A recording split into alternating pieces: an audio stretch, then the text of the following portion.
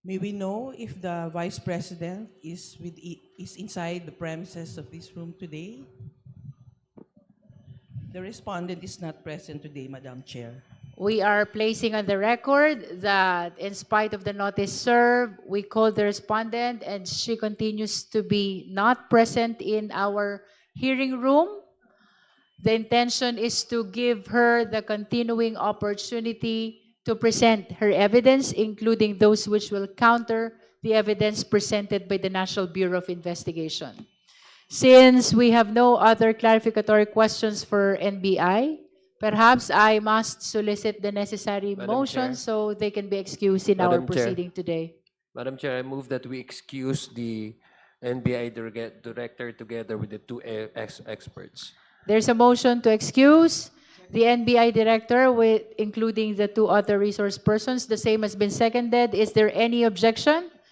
Hearing none, the motion is granted.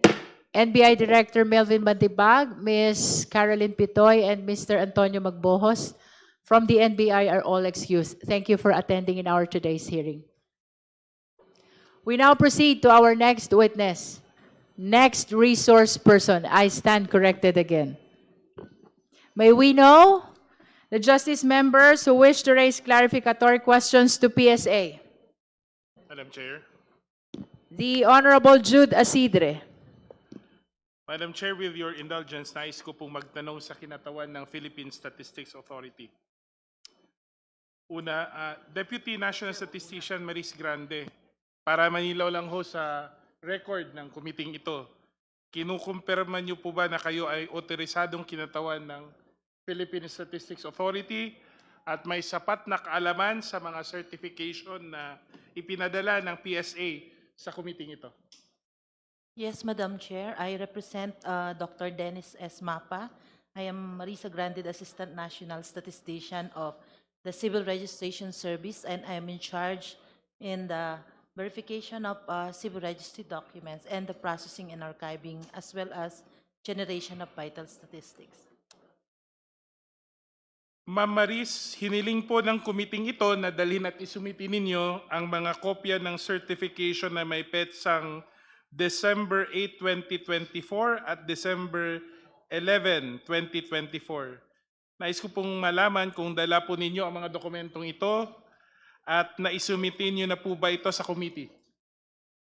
Yes, po, Your Honor, na dala namin itong mga certification na ito, December 8 and December 11, at nasubmit na po ito sa committee secretariat. Madam Chair, para lang humalinaw, ang dalawang certification pong ito ay opisyal na dokumento ng Philippine Statistics Authority. Tama po, sir. At ang mga certification na ito ay nagsasaad na pagkatapos ng paghahanap ng records ng PSA, marami sa mga pangalang isinumite ng kapulungang ito ay walang matagpuan ang any record ng kapanganakan, kasal at kamatayan. Tama po ba? Tama po, sir. Nakareceive po kami ng list of individuals for verification po sa PSA at narito po sa certification na ito ang laman ng resulta base sa information na pinrovide ng committee.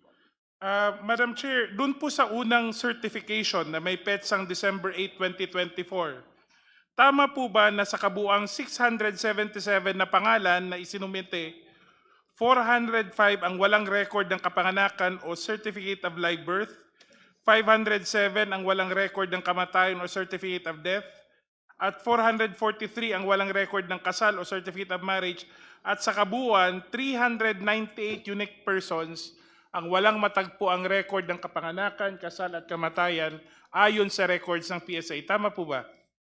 Tama po, Madam Chair, at kinukonfirma po namin base po sa certification dated December 8 po. Madam Chair, doon po sa pangalawang certification na may petsang December 11, 2024, tama po ba na sa kabuang 1,922 na pangalan na isinumite, 1,322 ang walang record ng kapanganakan o certificate of live birth, 1,593 ang walang record ng kamatayan o certificate of death, 1,456 ang walang record ng kasal o certificate of marriage, at sa kabuang 1,287 unique persons ang walang matagpuang record ng kapanganakan, kasal o kamatayan ayon sa records ng PSA. Tama po, Your Honor. Base sa December 11 na inisyu ng PSA, ay yung mga datos po na yan ang resulta ng aming verification sa birth, marriage, and death po. Madam Chair, Ma'am Maris, no, sa harap ng committee ito, pinapatunayan niyo po ba under oath na ang mga certification na ito ay tama, sapat at batay sa official na records ng Philippine Statistics Authority? Yes po, Your Honor. Based po ito sa listahan ng mga pangalan na sinumite ng committee. Ulitin ko po for the record, Madam Chair, tama po ba na ayon sa Sabaya complaint sa paragraph 67, walang anumang record ng kapanganakan, kasal at kamatayan sa PSA para sa mga pangalang Mary Grace Piatos, Milky Sequoia, Kokoy Villamin at Irene Tan, bukod pa sa iba pang mga pangalang nakasal sa nasabing reklamo? Tama po ba?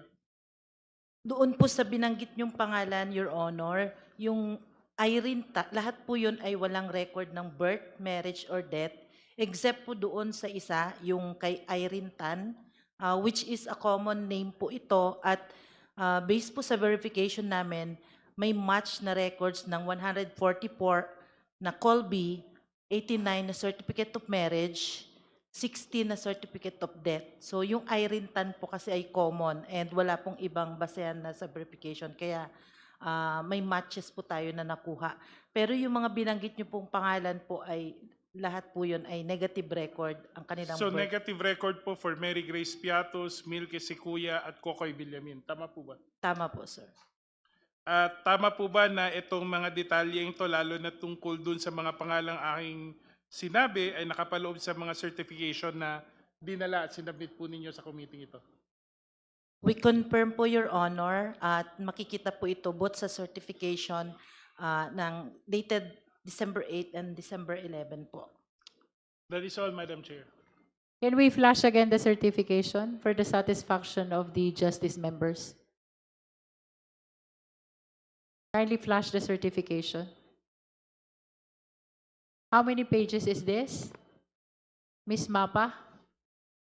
Napakarami po, sir. Yun pong 677 na information po ay 677. Ito po ay 134 pages. Yun pong, sorry po. Dahil makapal po ito, Your Honor. So yung isa po sa 1,992 na individuals dated December 11, meron po tayong 389 pages po. That 389 pages pertain to the result of your verification.